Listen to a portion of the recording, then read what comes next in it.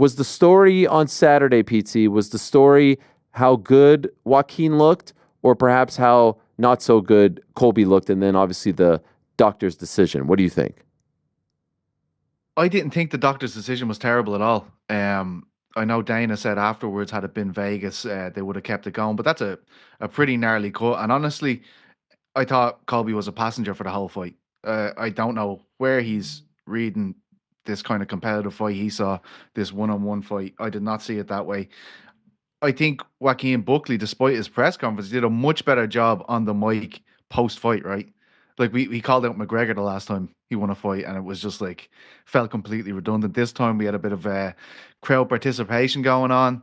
Leon Edwards, I think Usman, and I can't remember who else it was, but one name that wasn't there was Ian Gary, and I know he was meant to fight him that night, and I feel like that's the fight to make.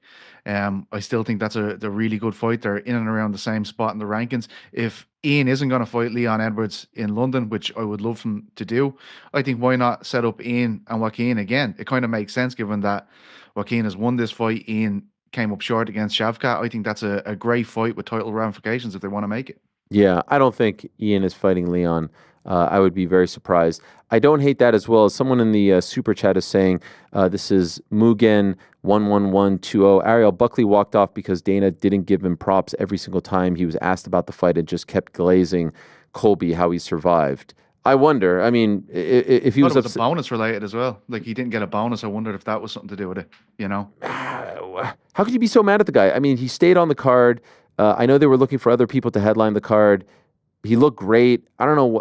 I don't think, despite the fact that they are both, Trump guys, I don't think Dana loves Colby. We forget. Remember when Colby was trying to get a title shot and he looked all over Vegas for Dana and went up to him at the poker room and showed his license plate on a thing. I don't think Dana forgets that stuff. I don't think he's best friends with Colby. It's kind of a lazy thing to say, oh, these guys are buddy.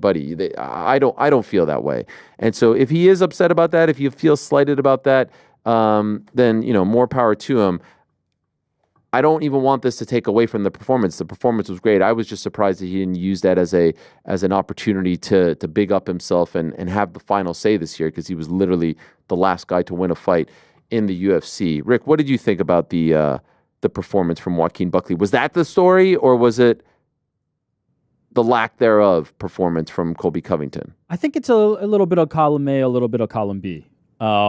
I think a lot of people out there following Colby's last fight had an expectation that this could happen. I don't think anybody was sure, right? Because according to Colby, his leg was severely injured in the first round. And so he said, I didn't look my best against Leon. There was some other litany of other things that he kind of cited. But, this is one of the downsides of your gimmick is nobody knows what to believe. So even if you're being truthful about being hampered, nobody knows if that's shtick or if that's real anyway. So that's one of the downsides of the existence of Colby Covington as this kind of character. But if you put stock into that, you would accept, okay, maybe Colby Covington is not going to be the best version of himself, but even any version is going to be better than the one that showed up against Leon Edwards. But truth be told, it looked kind of the same. I just thought he was in there with a more dangerous fighter. I would personally have Buckley ahead of Edwards right now in terms of where I think their championship aspirations can lie. I think Buckley's one of the true dark horses of the division, really well-rounded, showed it against Colby Covington. So I walked away equal parts extremely impressed with him, and also kind of I expected this version of Colby Covington. I really didn't think he had much for Joaquin Buckley, but I don't know how much he really has left in the tank anyway. Yeah, took the fight on relatively short notice, isn't very active these days. I don't know whether to call it the gimmick, the shtick. Here's the thing about the shtick, the gimmick. It worked well a few years ago when wearing the MAGA hat and being pro-Trump was almost like a heat magnet, if you will.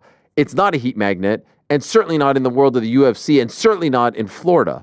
And so this is Colby in a nutshell, in my opinion. Colby deserves a ton of credit. Colby was a mid-tier welterweight who no one really, had any sort of strong feelings about. And once he realized that he needed to start speaking, he needed to start riling people up, he needed to start playing the heel, he started to climb the ranks. The infamous story is he was about to get cut, and then all of a sudden he cuts this promo, and all of a sudden people are starting to react, and he realizes that he needs to up his mic game, if you will, and everything changes for him. But the consistent theme throughout has been he can't get his own heat. He can't get his own heat. He has to take someone else's heat and put it on his head. Use that to attract the heat. So whether it's,